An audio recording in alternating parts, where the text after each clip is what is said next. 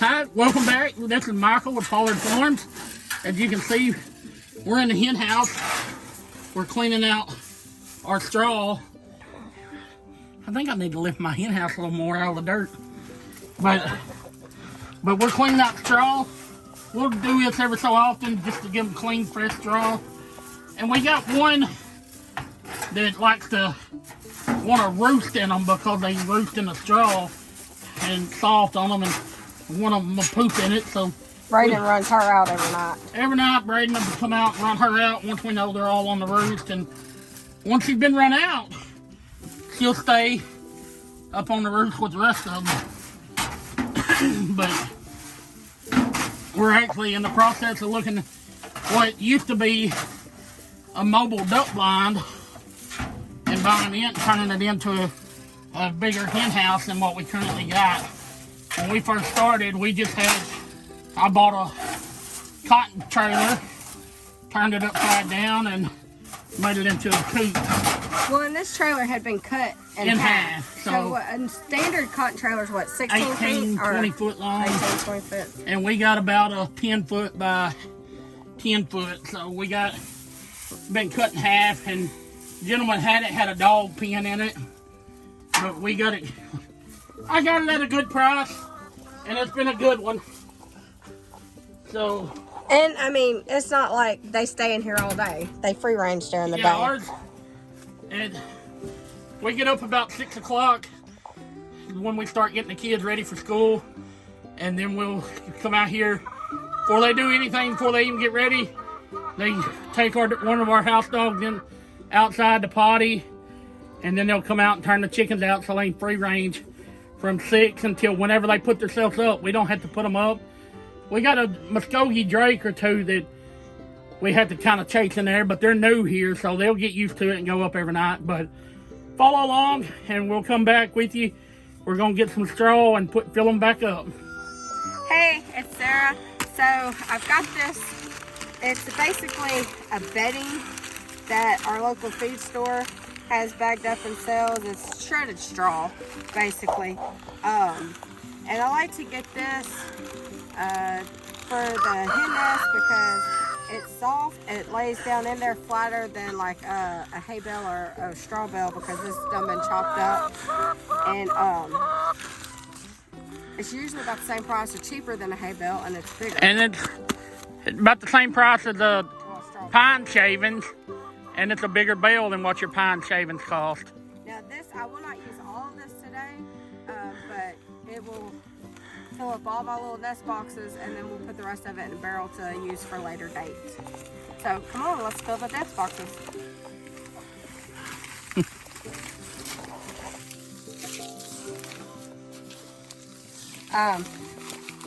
Some people use like a rubber mat for the base of their hen houses, their nest boxes, and that is pretty simple because all you gotta do is take them out and wash them off.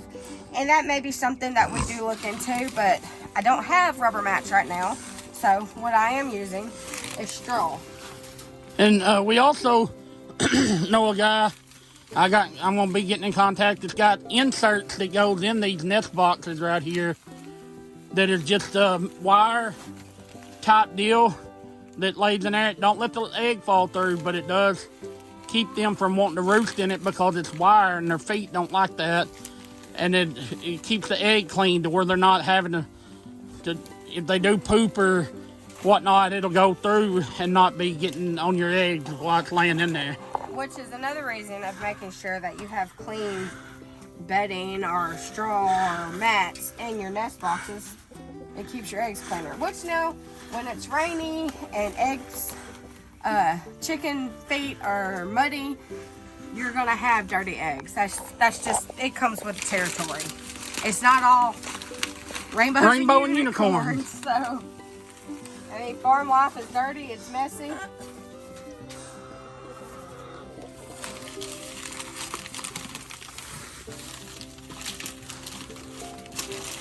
You getting all the toppings first? Yeah, I get the toppings first. Normally the kids enjoy doing this, but they're not with us today. They're gone to their grandparents and whatnot, so it's just me and Mama today doing it. And yes, he did say they enjoy doing it. Right now, our kids are still at the age where they think chores are fun, chores are games, and they will fight over who gets to do it. And I am going to utilize that till they are teenagers and decide that chores are work. But I had chores growing up. I believe chores and responsibility builds character in a child. So, as you can see what she's doing here, we're gonna hop off here real quick and finish these, and we'll come back to you and show you the finished product.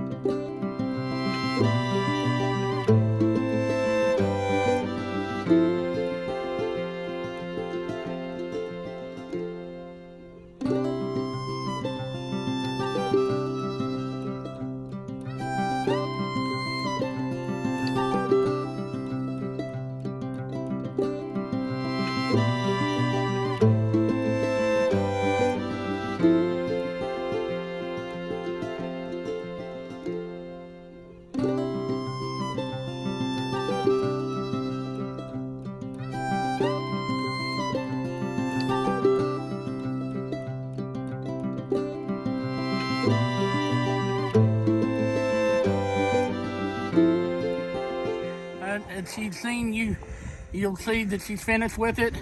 And we had several of these metal 55-gallon drums. You can buy them on Craigslist, Marketplace, different places, and they're very reasonable. Matter of fact, I got some projects coming up that we'll probably video and do. I'm going to be making a double barrel wood burning stove for my shop. But we also have food grade ones out there near our goat pen that we store our goat feed in. But this is just all this is basically for. You can see in it, it's still got some straw in it. And what that was a wheat straw bale that we bought off a local farmer. But as you can see, this bale didn't use very much. And then you can see this is dry. Even though this lid is bent, it still keeps everything dry in here. And all it's used for is to store stuff in. So I was just showing you where we store our leftover bedding or nest material. And our nest box is 14 holes, so no more than I used. That'll last a while. That will last quite a bit. So, and if you notice, we just rake it out on the floor of our chicken coop, and our chickens are going around and scratching there. The wheat straw does have wheat seed in it that they peck out and eat. Well, and the rice straw had some rice left in it. The rice straw. I mean, we're not picky on that. We are picky on our feed. We feed our goats in the hay, but when it comes to the nest material, rice straw, wheat straw, whatever's available. As long as it's not moldy. As long as it's not molded. That way they don't develop any respiratory problems or anything like that. So, but this is what we stored in. And to keep the lid on good, we just put a cinder block or a house block and keep the lid on it. And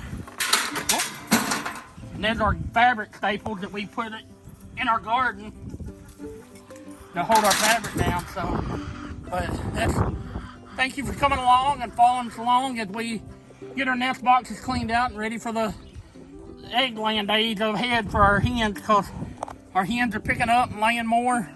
We was getting 5 or 6 eggs a day, and we don't buy doomer feed. We don't buy our feed at Tractor Supply. We buy from a local feed feed store who gets all his feed from Hertz Feed out of Thayer, Missouri.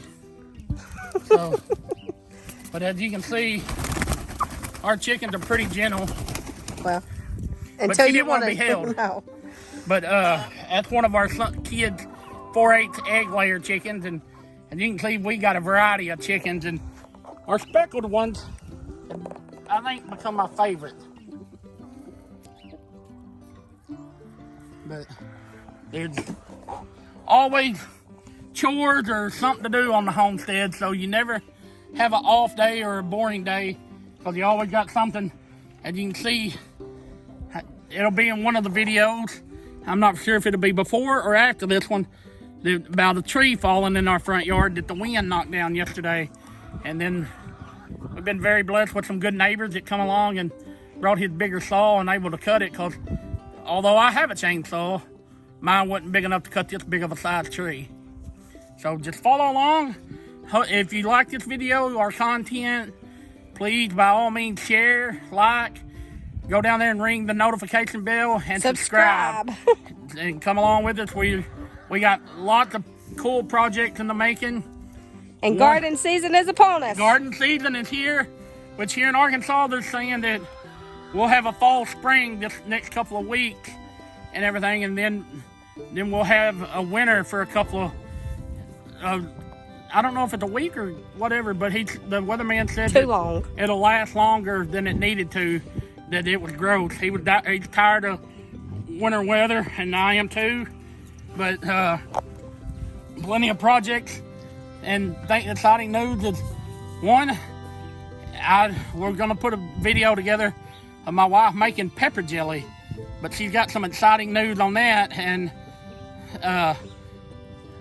she's gonna be setting up at a local, is it flea market or kind of a boutique type store? Boutique type store. I've got a booth rented. She's got a booth rented that she'll keep our pepper jelly in. And a local friend of ours that runs Ray's Rump Shack, which is a barbecue place, is getting with my wife about supplying pepper jelly for him to make smoked cream cheese, and then with his barbecue seasoning on it, smoked on the smoker, and then he'll pour pepper jelly over it. And that'll be an appetizer. And that'll be his appetizer. And he's making a burger with cream cheese and pepper jelly on it. And there's some other exciting news that's coming along with that. So don't tell. You'll just have to follow along and subscribe and ring the notification bell and like our videos and put our content out there, and definitely subscribe, because that'll let you be notified when we post new content or anything like that. So definitely some exciting news on the homestead coming up, and I think, was it this week or next week that we got a pig that goes to butcher? I think next week. Okay, I can't remember. And not one we raise. A local farmer that supports the FFA here in our town raises them, and he raises them. He raises show hogs is what he does, and the one that don't make the cut for show hogs, he'll raise and people can buy. And I can get it off him and the processor fee cheaper than what it would cost me to raise. Not saying we won't raise some ourselves here. My wife is itching at the bits to get some in here. But at the moment, we did not set up for that. But we had one going to market either this week or next week. I think it was this week. I don't know. And I'll know when the butcher calls and it's time to pay up. So. Yeah. But yes, definitely follow along. And thank you for those that have subscribed and continue to follow us and watch our videos. Y'all have a blessed day. Catch you on the flip side.